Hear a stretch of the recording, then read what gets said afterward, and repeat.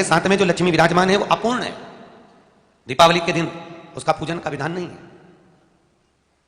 लक्ष्मी की पूर्णता कब हुई? जब उनकी गोदी में गणेश आए। इसलिए आप जितनी भी लक्ष्मी की फोटो देखेंगे, लक्ष्मी जी का स्वरूप देखेंगे, उनके साथ में दो विराजमान है, एक सरस्वती, क्योंकि लक्ष्मी जी ने माता सरस्वती से पूछा था अपूर्णता का कारण, और एक उनके पास में बैठे हैं श्री गणेश जी, क्योंकि लक्ष्मी पूर्ण जब हुई, जब माता गौरी के नंदन गजानंद उनकी गोद चले गए, तब जाकर लक्ष्मी पूर्ण हो पाई। तब तक वो अपूर्ण है।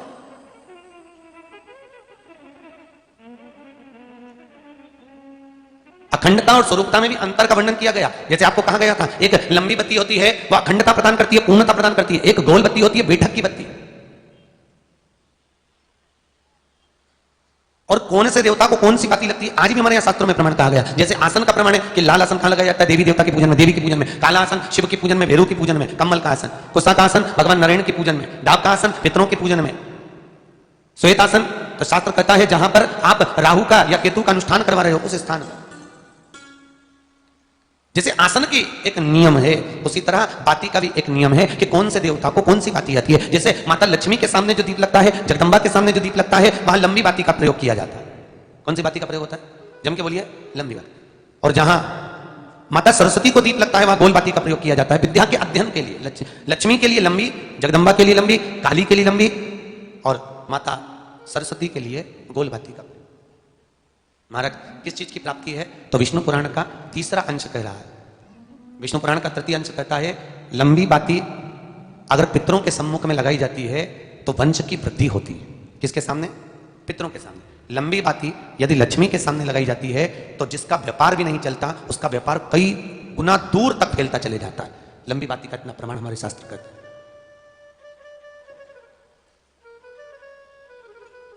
वैभव धन पर आज के जमाने में लोग प्रयास करते हैं गोल बाती एक साथ लेकर आ जाओ, उसको डब्बे में भिंगो के धर दो और एक निकालो और लगाते जाओ। लंबी क्यों नहीं? क्योंकि घी में लंबी बत्ती ऐसी चिपक जाती है कि ढेला की ढेला हो जाती है, तो दो दो तीन तीन एक साथ लगाना पड़ता। आज भी हमारे यहाँ पुष्टि मार्ग में यशोदा जी लाला की जब आरती निहारती थी तो गोल बाती नहीं रखती थी।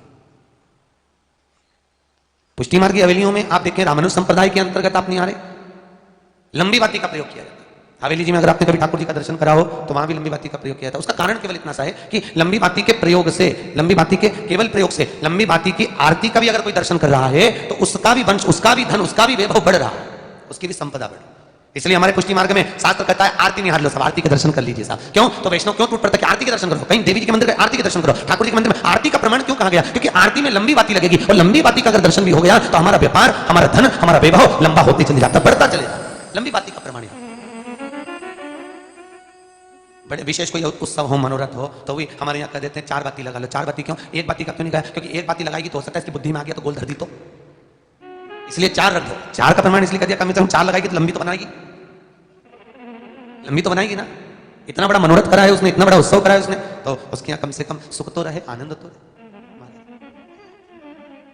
बाती के प्रमाण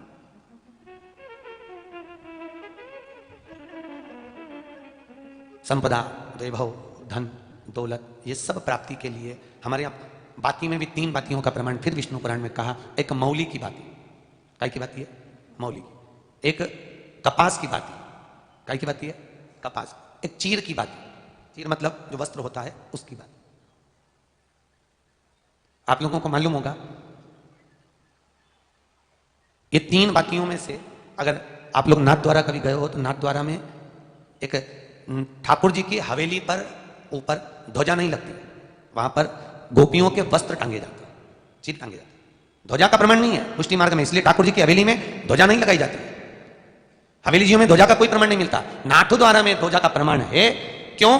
क्योंकि भगवान जब वहां पहुंचे तो गोपियां ब्रज की अपने पतियों से मिलने के लिए पहुंची थी। क्योंकि भगवान की मूर्ति को जब उपद्रवियों ने उपद्रव मचाया गोवर्धन जतिपुरा में, तो भगवान ने कहा अरे ब्रजवासियों, अरे मुझे कहीं लेकर चलो, ये मेरी मूर्ति को खंडित कर देंगे। मंदिर तो तोड़ दिया, इतने में ब्रजवासियों ने ठाकुर जी की मूर्ति को, गोवर्धन जी की मूर्ति को एक बेलगाड़ी में घास में छुपा लिया और छुपाकर सीधे ले गए और भगवान को ले गए, बहुत दूर पहुंच गए ब्रज से। तब जाकर नाथ द्वारा में मेरे गोवर्धन नाथ, मेरे श्री जी बाबा वहां जाकर विराजमान हो गए। अब जो ब्रजवासी उनके साथ में गए, जो ब्रजवासी उनके साथ में पहुंचे, तो अब ब्रजवासी ब्रज छोड़कर चले गए। अब इनका धंधा पानी सब छोड़कर गए, तो भगवान से विनती करी ठाकुर जी हमारा क्या होगा? भगवान बोले काय को चिंता करते हो, मेरे साथ होना, चिंता करने की जरूरत नहीं है, तुम्हारे जन्म से लेकर मरण तक की व्यवस्था मैं करूंगा। आज भी जो 12 ब्रजवासी वृंदावन से गोवर्धन से ठाकुर जी के साथ में आए थे, वो 12 ब्रजवासी का परिवार आज भी नाथ द्वारा में दूध घर की सेवा, सारी सेवाएं देते हैं, उनका वंश बढ़ गया। और आज भी नियम है नाथ द्वारे का, आज भी नियम है कि नाथ द्वारा के जितने भी अंदर सेवक होते हैं, उनके घर में अगर बच्चे का जन्म होता है तो जन्म की जो नाल भी कटती है तो वो केची भी नाथ द्वारा की हवेली से जाती है, ठाकुर जी की हवेली से। और अगर नाथ द्वारा के पंडाओं के यहाँ, नाथ द्वारा में जितने ब्राह्मण लोग सेवा कर रहे हैं, जितने भी ठाकुर जी की सेवा में लगे हुए हैं, कोई बाहर दूध बेचता, कोई कुछ बेचता, और पैसे के अनुसार उनको आपसे धन पैसा भिक्षा में नहीं मांगेंगे नाथ द्वारा में। उनके यहाँ जितना अगर विवाह भी होगा तो कन्यादान हवेली से जाएगा।